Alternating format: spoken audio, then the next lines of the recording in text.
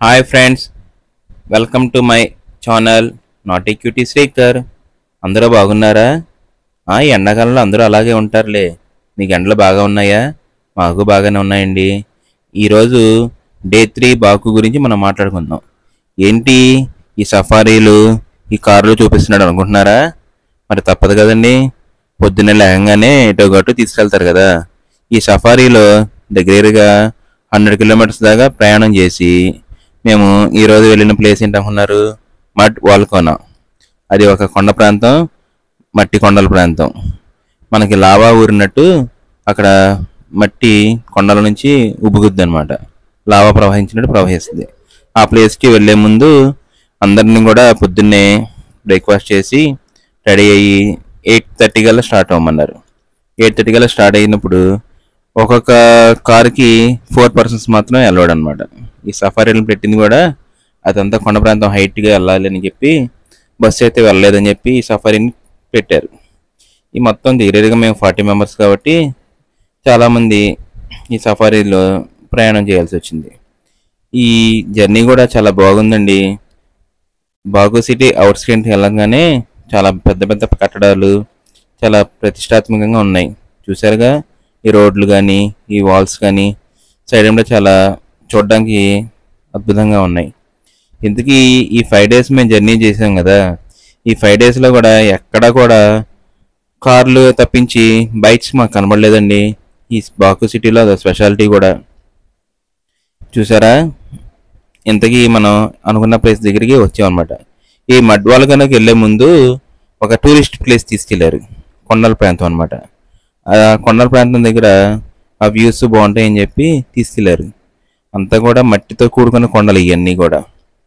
ఈ కొండలకి దగ్గరగా ఒక మ్యూజియం ఉంది. ఆ మ్యూజియం దగ్గర కూడా వెళ్ళాం. ఈ కొండలన్నీ కూడా దూరంగా చూస్తే మన సైడ్ ఉన్న కొండలాగానే ఉన్నాయి, కానీ ఇక్కడ మట్టి ఎక్కువ ఉంది. ఈ బయోస్కోప్ ద్వారా కూడా చూసాం ఏముందా అని చెప్పి. చూస్తే ఈ కొండల నుంచి మడ్వాల్ కన్నా కూడా చాలా దగ్గరగా ఉంది. అది ఇంకా హైట్ ప్రాంతం. ఆ కొండలకి వ్యూ అనమాట. ఈ బయోస్కోప్ ద్వారా చూసాం. అంత క్లియర్గా కనిపించకపోయినా కొంచెం వ్యూ అనేది కనబడింది. చూసారా, రాళ్ళు రప్పలతో కొండలు ఎంత ఇదిగా ఉన్నాయో. ఈ కొండల పక్కనే మట్టిగా కనబడుతుంది చూసారా. ఆ ప్లేస్ దగ్గరికి మనం వెళ్ళబోతున్నాం. ఆ ప్లేస్ దగ్గర కూడా ఈ సఫారీలు హైట్గా ఎక్కి వెళ్ళాలన్నమాట. చాలా ప్రయోగం చేశాడు డ్రైవరు. మీకు వాళ్ళకంటే ఎక్స్పీరియన్స్ కాబట్టి అలాగలా తీసుకెళ్లారు మమ్మల్ని. ఈ వ్యూస్ చూడడానికి కూడా చాలా బాగున్నాయి. ఎక్కడ కూడా హైట్ కొండలు లేవు, అంతా కూడా చిన్న చిన్న కొండలే. చూసారా ఎంత లాంగ్ ఉందో ఏరియా. ఈ కొండలన్నీ కూడా చూసి వచ్చిన తర్వాత మళ్ళీ బ్యాక్ వచ్చి లోపల మ్యూజియం ఉందని చెప్పి తీసుకెళ్లారు. ఆ మ్యూజియం చాలా ప్రెస్టీజ్గా కట్టినట్టు వీళ్ళు ప్లానింగ్గా కట్టారు. లోపల ఇంకా మ్యూజియం ఏమిటా మ్యూజియం చేసి ఆలోచిస్తూ వెళ్తే మనకు తెలిసిన విషయాలే ఉన్నాయి. మన ఆది మానవుడు అంటాం కదా. ఆ రోజుల్లో ఏం చేశారు ఏంటి అనేది ఈ మ్యూజియంలో ఉందన్నమాట. అఫ్కోర్స్ మనకన్నీ కూడా మన పుస్తకాల ద్వారా టీవీల ద్వారా మనం చూసాము. వీళ్ళు ఏంటంటే ఇక్కడ మ్యూజియంలో బొమ్మల రూపంలోనూ వీటి రూపంలో. ఈ మ్యూజియంలో స్పెషాలిటీ అంటే అన్నీ కొంచెం రియలిస్టిక్గా 3D ఎఫెక్ట్స్తో లైటింగ్తో పెట్టారనమాట. చూసారా, డీర్స్ జంతువులు అన్నీ కూడా చాలా న్యాచురల్గా అప్పటి వస్తువులాగా పెట్టారు. ఇదిగోండి ఆది మానవుడు ఎలా ఉన్నాడు చూసారా, 6 అడుగుల పైనే ఉన్నాడు. వీళ్ళు ఎక్కువ రాళ్ళు రప్పలతో ఎక్కువ ప్రయోగాలు చేశారనుకుంటా. అన్నీ అయ్యే ఉన్నాయి.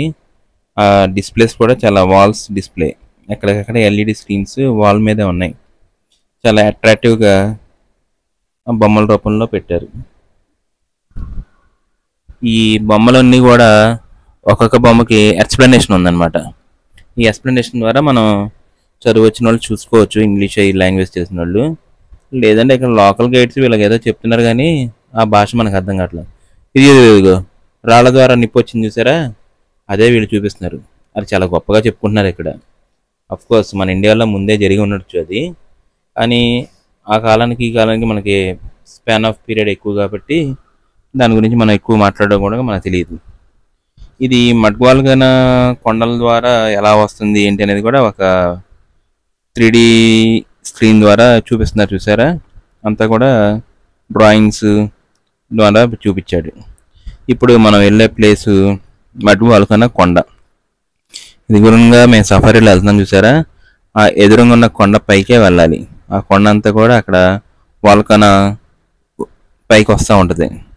అంటే మనం అగ్ని రూపం లావా వచ్చి చూసారా, అదేమో లావా అంటారు, దీన్ని వాల్కన్ అంటారు.